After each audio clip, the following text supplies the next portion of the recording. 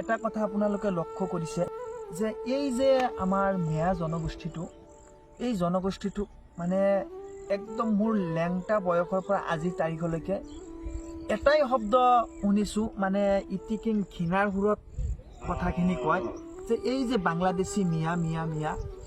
আৰু অসমৰ বিভিন্ন জনগোষ্ঠীৰ মানুহ অসমৰ ভৌগোলিক চাৰিসীমাত বসবাস কৰে, কিন্তু এই আমাৰ এই জনগোষ্ঠীটোৰ মানুহক যে ইমান ইটিকিংকেৰি কথা কয় মানে খুবেই বেয়া লাগে।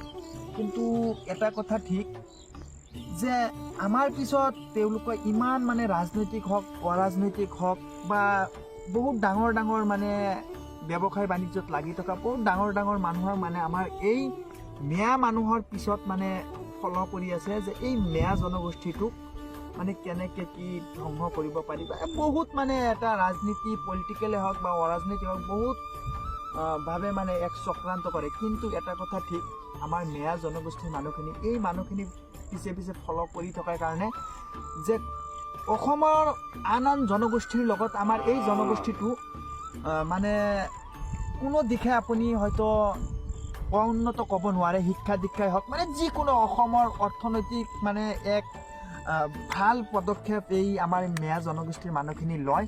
আৰু ধৰক এই খেতি বাতি ইত্যাদি লিখা পঢ়াৰ পৰা আজিকালি চাকৰিৰ পৰা মানে 1980 চনৰ পৰা আজি 2023 চনলৈকে আপোনাৰ যিমান মানে বিভাগত চাই কোনো দিশে হয়তো পিছুৱাই থকা নাই আৰু পিছুৱাই নাথাকে। কাৰণ এই আপোনালোকৰ নিচিনা ডাঙৰ ডাঙৰ পুঁজিপতি ৰাজনীতিক অৰাজনৈতিক মানুহখিনি যেতিয়া আমাৰ পিছে এনেকুৱাকৈ ফল কৰি থাকিব, মানে আমাৰ ক'ত কি ভুল ত্ৰুটি হৈ থাকে সেই বস্তুখিনি আপোনালোকৰ দ্বাৰা আমি শুধৰণিহে পাই আছোঁ। আৰু সেই 5 বছৰ পিছত কৰিব লগা আছিল, আপোনালোকে এনেকুৱা আপোনালোকৰ মানে পিছে পিছে ফল কৰি থকাৰ কাৰণে আমি 5 বছৰ আগতে মানে সেই বস্তুখিনি শুধৰণি কৰি আছোঁ। আৰু অসমৰ প্ৰত্যেকজন আমাৰ জনগোষ্ঠীৰ মানুহক কৈছোঁ যে হয়, সেই মানুহখিনি আমাৰ পিছত লাগি থাকক আৰু আমি যিমান পাৰোঁ আমাৰ বুদ্ধিক হওক আৰ্থিক হওক যিকোনো বিভাগত আমি আগুৱাই যাই থাকিব লাগিব।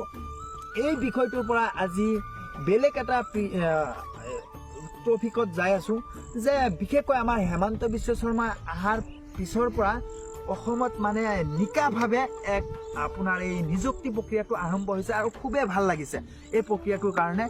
এই নদীখন পাৰ হৈ আমাৰ এখন ফিল্ড আছে আৰু আমি এই ফিল্ডখনত মানে অসমৰ বিভিন্ন আমাৰ এই বৃহৎ অঞ্চলত মানে আমি অনৈক্যৰ মাজত ঐক্যবদ্ধ হৈ আমি বসবাস কৰোঁ। আৰু এই ফিল্ডখনত আমি কেনেকৈ ল'ৰা ছোৱালী মানে অনুশীলন কৰে আৰু সেই দৃশ্য আপোনালোকক দেখাম। আৰু সেই মানে সকলো জনগোষ্ঠীৰ লগত আমাৰ এই মিয়া জনগোষ্ঠীৰ ল'ৰাখিনিও যে পিছুৱাই থকা নাই। মানে যোৱা বিগত 10 বছৰ SSC হওক ইণ্ডিয়ান আৰ্মি হওক আছাম ৰাইফলৰ পৰা বা এই Assam police commando 4th grade 3rd grade বিভিন্ন পদত মানে ভালেখিনি প্ৰায় 10জনমান ল'ৰা ইতিমধ্যে এই ফিল্ডখনৰ পৰা আপোনাৰ নিযুক্তি পালে। আৰু এনেকৈ আপোনালোকক দেখাই আছোঁ যে আমাৰ এই ফিল্ডখনত কেনেকৈ কষ্ট কৰে ল'ৰাখিনি আৰু কেনেধৰণে অনুশীলন চলায়। আৰু সেই দৃশ্য আপোনালোকক দেখাই আছোঁ। এই নদীখন পাৰ হৈয়ে এই ফিল্ডখন পায়।